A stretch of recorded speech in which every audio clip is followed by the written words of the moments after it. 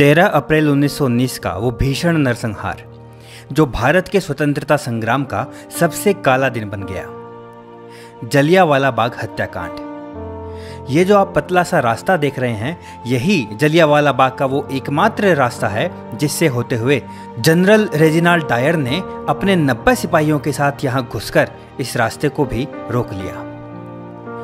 General Dyer ने माना था कि उस दिन वो वहाँ तोपें भी लेकर गया था, लेकिन ये रास्ता इतना तंग था कि वो तोपें अंदर नहीं ले जा पाया और मजबूरन उसे वो तोपें बाहर ही रखनी पड़ी।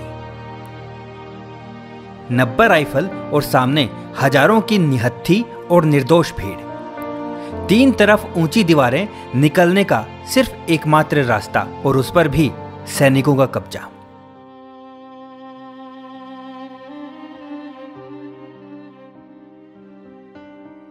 अब निकलने का कोई रास्ता नहीं। फिर यहाँ जो हुआ उसकी गवाही आज भी यहाँ की दीवारों पर लगी गोलियों के ये निशान दे रहे हैं। वो दर्दनाक चीखें आज भी इन दीवारों में कहीं कैद है। वो बैसाखी का दिन था। बैसाखी के दिन पंजाब और हरियाणा के किसान सर्दियों की रबी की फसल काट लेने के बाद नए साल की खुशियां मनाते हैं। इसी दिन 13 अप्रैल 1699 को गुरु गोविंद सिंह ने खालसा पंथ की स्थापना की थी। इसलिए बैसाखी पंजाब और आसपास के प्रदेशों का सबसे बड़ा त्योहार है और सिख इसे सामूहिक जन्म दिवस के रूप में मनाते हैं। अमृतसर में उस दिन बैसाखी का मेला सैकड़ों सालों से लगातार चला आ रहा था, जिसमें उस दिन भी हजारों लोग दूर दूर से आए थे। भाषण दे रहे नेताओं ने सिपाहियों को देखते ही लोगों से शांत होकर बैठने को कहा, लेकिन कोई कुछ समझ पाता इससे पहले ही जनरल डायर ने बिना कोई चेतावनी दिए गोलियां बरसाने का आदेश दे दिया। आधिकारिक रिपोर्ट के अनुसार उस दिन 400 से ज्यादा लोग मारे गए, लेकिन अनाधिकारिक रिपोर्ट के अनुसार उस दिन 1000 से भी ज्यादा लोग मरे थे तथा 2000 से ज्यादा लोग घायल हुए थे।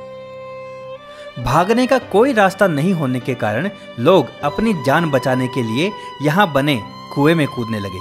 जो लोग पहले कूदे वो बाद में कूदने वालों के नीचे दबकर घुट घुट कर मरे और जो बाद में कूदे वो डायर की गोलियों का शिकार हुए।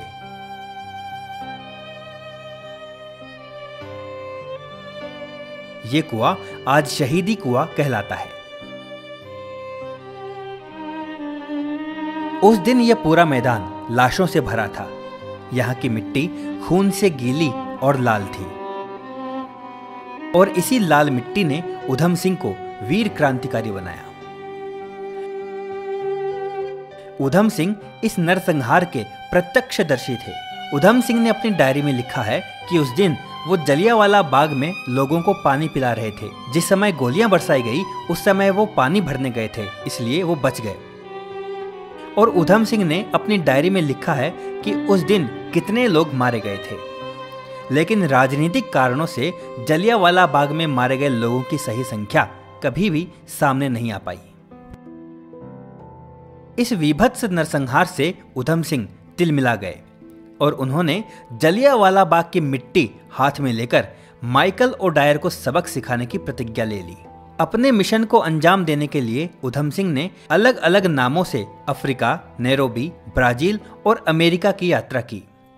सन 1934 में उधम सिंह लंदन पहुंचे और वहां 9 एल्डर स्ट्रीट कमर्शियल रोड पर रहने लगे। भारत का ये वीर क्रांतिकारी माइकल और डायर को ठिकाने लगाने के लिए सही समय का इंतजार करने लगा। उधम सिंह को अपने हजारों भाइयों और बहनों की मौत का बदला लेने का मौका 1940 में मिला।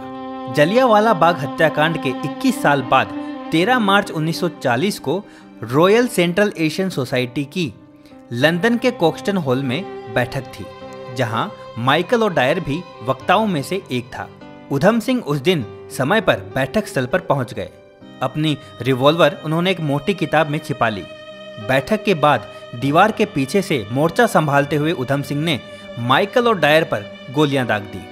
2 गोलियां माइकल और डायर को लगी, जिससे उसकी तत्काल मौत हो गई। उधम सिंह ने वहां से भागने की बिल्कुल भी कोशिश नहीं की और अपनी गिरफ्तारी दी।